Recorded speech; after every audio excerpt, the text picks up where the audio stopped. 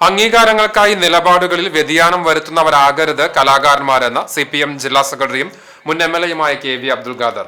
PA ദിനുദാസിന്റെ ആദ്യ കവിതാ സമാഹാരമായ കലർപ്പിന്റെ പ്രകാശനം നിർവഹിച്ച് സംസാരിക്കുകയായിരുന്നു അദ്ദേഹം. സാമൂഹ്യജീവി എന്ന നിലയിൽ കവിയും കലാകാരനും ഏതു പക്ഷത്താണ് നിൽക്കേണ്ടത് എന്ന ചോദ്യത്തിന് സമൂഹത്തിന്റെ പക്ഷത്താണെന്ന് അർത്ഥശങ്കയിടയില്ലാത്ത വിധം പറയാനാകും. ഏങ്ങണ്ടിയൂർ ചന്ദ്രശേഖരനെ പോലെ ഒരു തരത്തിലുള്ള വാഴ്ത്തലുകൾക്കും പുറകെ സഞ്ചരിക്കാതെ നിലപാടുകൾ മാറ്റാത്ത കവികളാണ് നമുക്കിന്ന് ആവശ്യം. ഒരു വിഭാഗത്തിന്റെ പിന്തുണയും അതുവഴി അംഗീകാരങ്ങളും സ്വന്തമാക്കാൻ വേണ്ടി ചവിട്ടിനിന്ന തറകളെ തള്ളിപ്പറയുന്നവരെയും നമ്മൾ കണ്ടിട്ടുണ്ടെന്നും അദ്ദേഹം കൂട്ടിച്ചേർത്തു. കവിയും കലാകാരനും ഏതു പക്ഷത്താണ് നിൽക്കേണ്ടത് എന്ന ചോദ്യത്തിന് അർത്ഥശങ്കയ്ക്കിടയില്ലാത്ത വിധം സമൂഹത്തിന്റെ പക്ഷത്താണ് എന്ന് പ്രഖ്യാപിച്ച നമുക്ക് മുമ്പേ നടന്നുപോയ അനേകം മനുഷ്യരുണ്ട്. ഇന്നും നമുക്കൊപ്പമുള്ള ഏങ്ങണ്ടിയൂർ ചന്ദ്രശേഖരനെ പോലെ ഒരു തരത്തിലുള്ള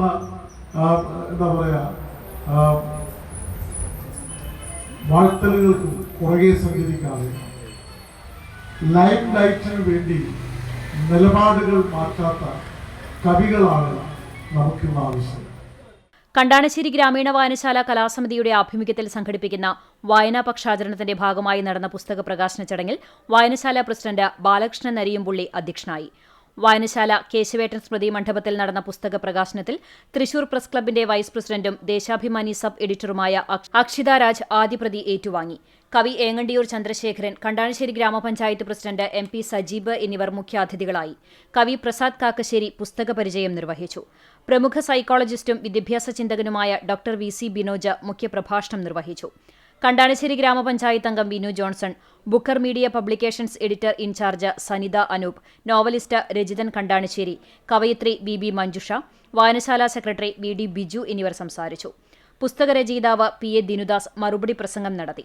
തൃശൂരിലെ പ്രമുഖ പ്രസിദ്ധീകരണശാലയായ ബുക്കർ മീഡിയ പബ്ലിക്കേഷൻസാണ് കവിതാ പുസ്തകം പ്രസിദ്ധീകരിച്ചിരിക്കുന്നത്. നവമാധ്യമങ്ങളിലും ദേശാഭിമാനി വാരികയിലും എഴുതിയ 30-ൽ പരം കവിതകളാണ് കവിതാ സമാഹാരത്തിൽ ഉൾപ്പെടുത്തിയിട്ടുള്ളത്.